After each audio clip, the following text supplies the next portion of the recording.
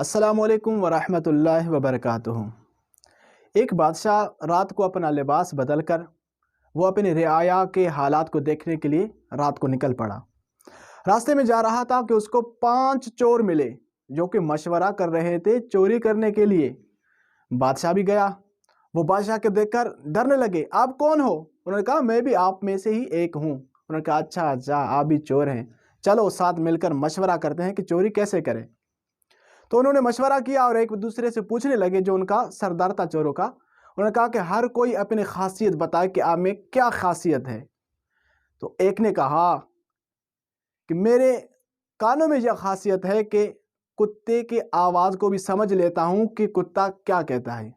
और दूसरे ने कहा कि मेरी आंखों में ये खासियत है कि रात की अंधेरी में भी किसी को देखूं तो दिन में मैं उसे पहचान लेता हूँ कि रात को मैंने किसको देखा था।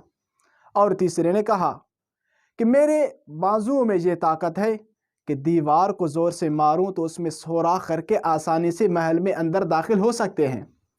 और चौथे ने कहा कि मेरी नाक में ये खासियत है कि मैं सूंघ कर बता देता हूँ कि ख़जाना कहाँ पर है। और पांचवें ने कहा कि मेरे पंजों में ये खासियत है कि कुमंद को ऊंचे से ऊंचे कुंगरे में भी फंसा सकता हूँ। तो उन्होंने अब बादशाह की तरफ मुतवज्जह होकर कहा कि ए हमारे नए दोस्त, आप बताएं आप में क्या खासियत है।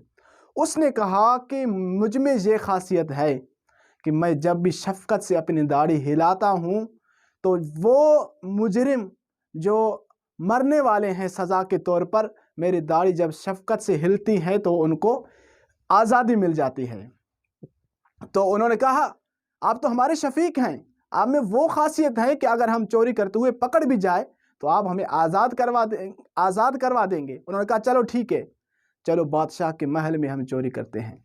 और बादशाह उनके साथ था, उनको पता नहीं था कि ये बादशाह है। सारे मिलकर बादशाह के साथ वो 5 चोर जब दाखिल होने लगे महल में तो वहां पर एक कुत्ता भौंकने लगा।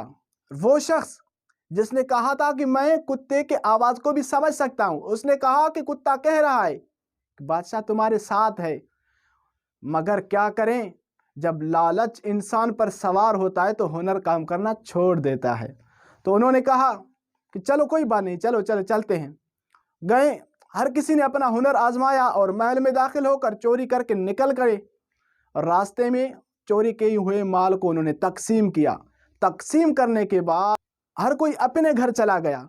तो बादशाह उनके घर को देखा और अंदाज़ा लगाया कि कौन कौन है और उनका घर कहाँ पर है। जब सुबह हुई तो बादशाह ने अपने सारे जो भी उनके सिपाही थे, जो भी वजीर थे, तो जो भी काजी थे, उन सबको उन्होंने बुलाया और उनके कहा कि फुला फुला घर में जाओ, उनको ले आओ, जो मेरे महल में चोरी हुई है वो 5 ही चोर ये हैं। तो सिपाही गए, उनको कैद कर कर ले आए। बादशाह ने हुक्म दिया कि इनको सजाए मौत दे दो। तो सारे चोर डर रहे थे। उनमें एक मुतमईन खड़ा हुआ था। कौन?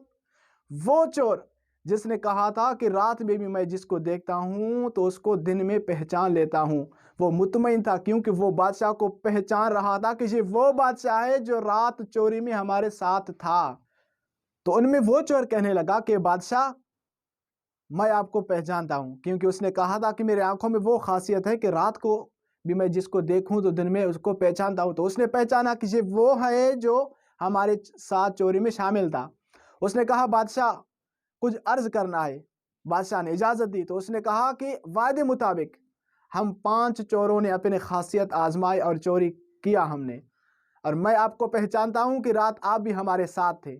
तो वादे मुताबिक आप भी अपना खासियत आजमाएं और अपना दाढ़ी शफकत से हिलाएं ताकि हमको आज़ादी मिले। तो बादशाह ने हंस कर कहा कि आपकी खासियत तो वो थे जो आपको मौत के दाहिने पर लेकर आए, और मेरी खासियत ये है कि मैं आपको आज़ाद करवाऊंगा। बादशाह हंसकर अपने शफकत से सर को हिलाया तो सिपाहियों ने उनको आज़ाद किया और वो चले गए। इस हिकायत को मौलाना रूमी रहमतुल्लाह ताला अलैह अपने माया नाज तसनीफ़ मसनवी शरीफ में लिखते हैं। और उसके बाद वो कहते हैं कि देखो, जब वो चोर चोरी कर रहे थे, बादशाह के महल से चोरी कर रहे थे, पर वो नादान थे, उनको पता ही नहीं था कि बादशाह भी हमारे साथ है। ऐसे ही कोई भी बंदा जब गुनाह करता है, जब नमाज कज़ा करता है, जब रब की नाफरमानी करता है, तो वो भी नादान को पता नहीं कि रब तो मुझे देख रहा है। اور ایسے ہی وہ چور جو اپنے آنکھوں میں یہ خاصیت رکھتا تھا، جو رات میں جس کو دیکھے دن میں اس کو پہچانے، اور وہ مطمئن تھا اس فیصلے کے دن جس دن بادشاہ نے ان کو موت کی سزا سنائی تھی، وہ مطمئن تھا کیونکہ وہ بادشاہ کو پہچان رہا تھا۔ مولانا رومی رحمۃ اللہ تعالیٰ فرما رہے ہیں، ایسے ہی جو دنیا میں رہ کر رب کی پہچان کو اپناتا ہے، رب کو پہچانے کی کوشش کرتا ہے، قیامت کے دن وہ بھی بے خوف